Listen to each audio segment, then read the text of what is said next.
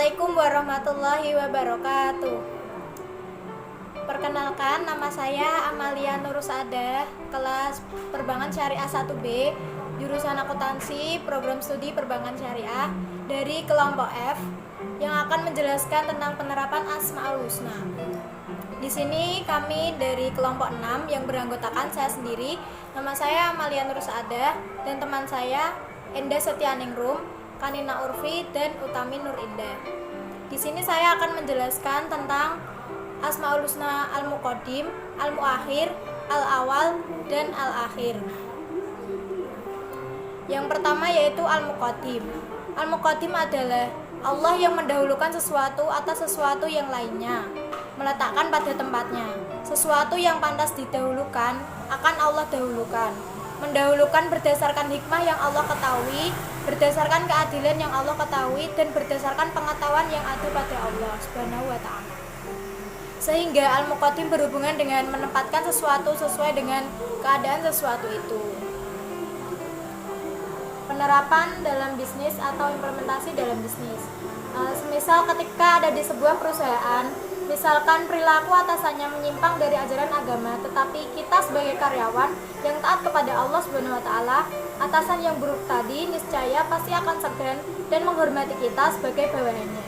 Bahkan dia tidak akan berani berbuat tercela di hadapan kita sebagai karyawan, karena kita selalu taat kepada Allah Subhanahu wa ta'ala, karena Allah telah mengutamakan, mendahulukan, dan meninggikan derajat orang-orang yang taat.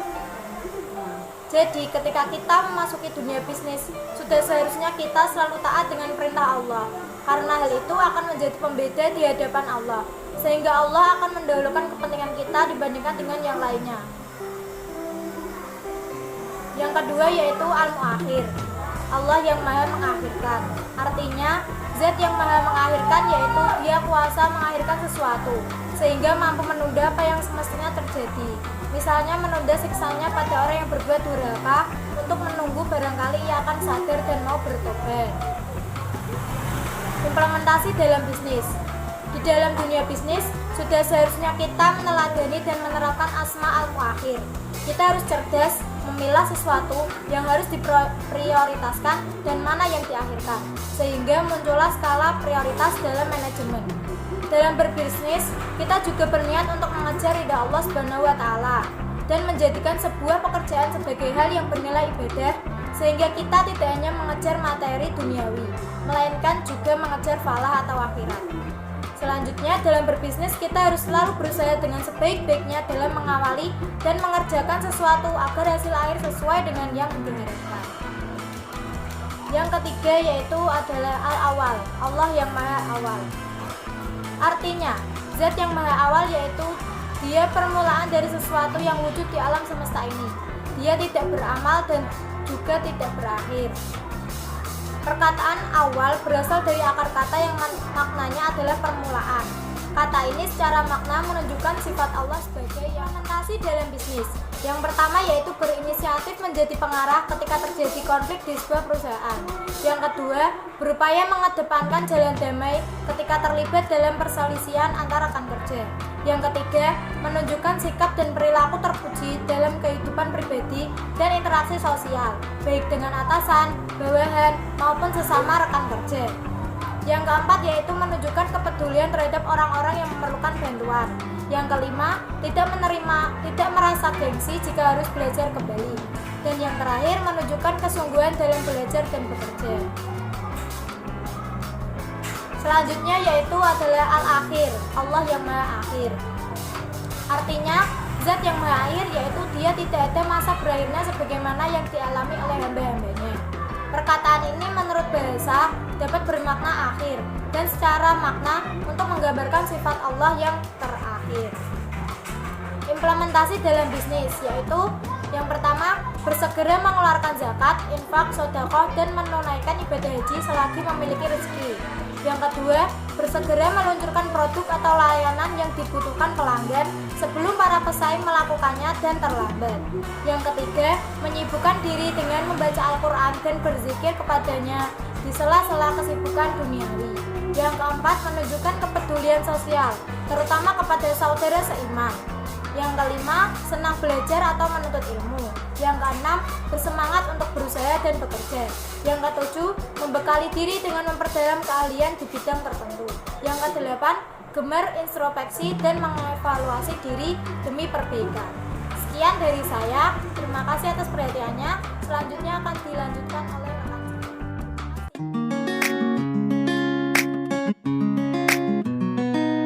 Assalamualaikum warahmatullahi wabarakatuh.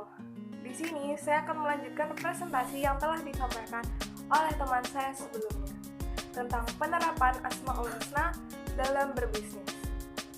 Di sini saya akan membahas sifat Allah yaitu Ad-Dhahir. Ad-Dhahir artinya yaitu Allah yang maha nyata. Iya, Allah maha nyata dan jelas dengan tanpa terlihat. Hakikat dan sifatnya ditunjukkan melalui penciptaannya.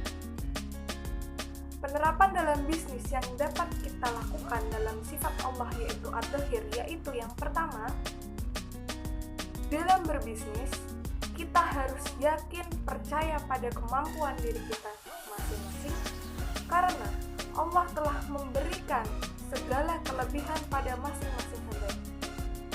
Yang kedua, dalam berbisnis alangkah baiknya kita tidak meniru karya orang lain secara keseluruhan atau bersikap plagiat. Kita dapat menjadikan itu sebagai inspirasi dan kita kembangkan agar menjadi karya yang baru dan lebih original.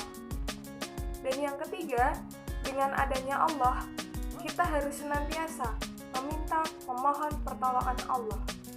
Karena pertolongan Allah itu nyata, yang dapat membantu kita dalam berbisnis. Selanjutnya yaitu Al-Batin, yaitu Allah yang maha gaib. Iya, Allah maha gaib, tidak terlihat. Hingga tidak ada sesuatu pun yang berada di luar kekuasaannya. Allah maha tidak terlihat, tapi Ia mengetahui segala sesuatu yang kita lakukan. Penerapan yang dapat kita lakukan dalam berbisnis, yang dapat kita ambil dalam sifat Allah Al-Batin, yaitu yang pertama, dalam berbisnis, kita harus bersikap bertanggung jawab. Apakah bisnis yang kita lakukan itu adalah halal atau haram? Dan kita juga harus bersikap jujur, yaitu dalam hal promosi atau memberikan takaran kepada para konsumen. Yang diminta adalah sekian, maka kita berikan sekian. Tidak boleh bersikap curang atau berbohong. Yang kedua, dalam berbisnis, kita harus senantiasa menjaga bisnis yang kita lakukan agar tidak melakukan hal-hal yang dilarang oleh Allah, seperti melakukan riba, penipuan, penimbunan, dan lain sebagainya. Yang ketiga, dalam berbisnis, kita harus senantiasa melaksanakan aturan syariat yang telah diberikan oleh Allah. Karena Allah maha mengetahui, sekalipun manusia tidak tahu, karena Allah maha gaib, tidak terlihat. Selanjutnya yaitu Al-Wali. Al-Wali yaitu Allah yang maha memerintah. Iya, Allah yang maha memerintah. Ia merupakan perencana tunggal atas segala sesuatu yang dikehendakinya. Ia yang mendukung, membantu, menguasai segala hal. Ia yang mengelola atau membuang segala sesuatu yang dikehendakinya menurut penilaiannya. Penerapan dalam berbisnis yang dapat kita lakukan melalui sifat Allah yang Al-Wali yaitu yang pertama, dalam berbisnis, hendaknya kita selalu memohon pertolongan Allah. Karena semua yang kita lakukan itu merupakan campur tangan Allah. Yang kedua, dalam berbisnis, kita boleh saja melakukan strategi yang terbaik sekalipun yang kita miliki. Namun, di luar itu ada kuasa Allah. Maka dari itu, setelah kita melakukan usaha, kita harus selalu berserah diri, yaitu bersikap tawakal atas kehendak Allah.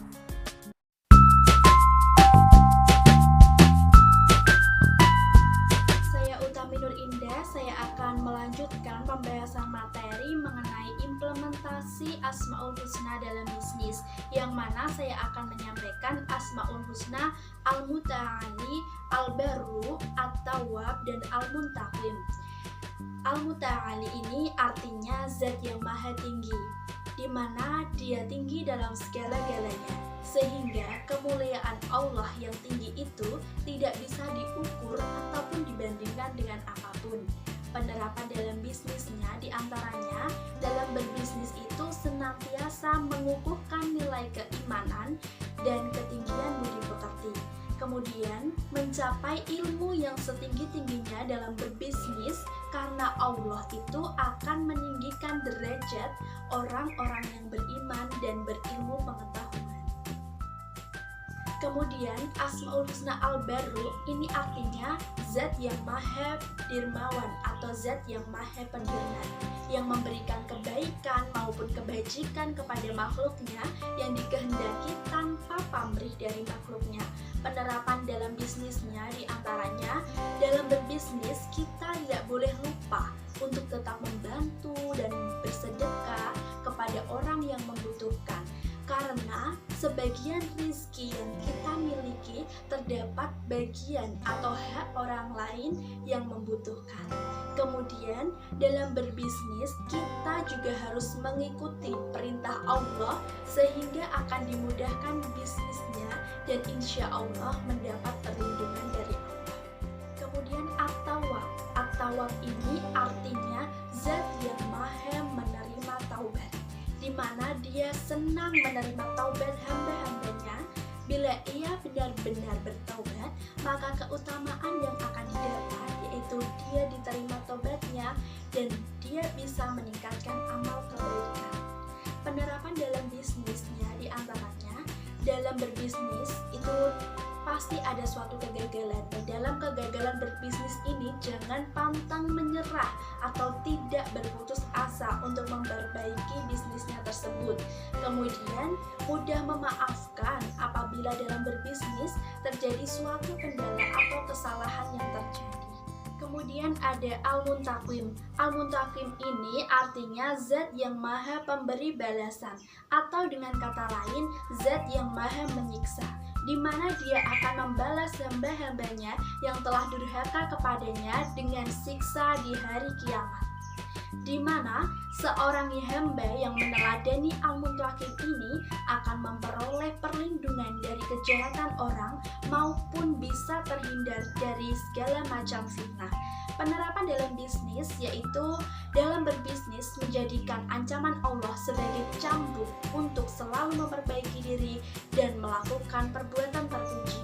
Kemudian rasa takut kepada Allah menjadikan sumber kekuatan untuk tidak takut menjalani kehidupan, yang mana seperti tidak takut miskin atau gagal dalam menjalankan bisnis di jalan yang halal, tidak takut kehilangan jabatan selama ia menjalankannya secara amanah, dan tidak takut tersingkirkan selama istiqomah dalam kebenaran.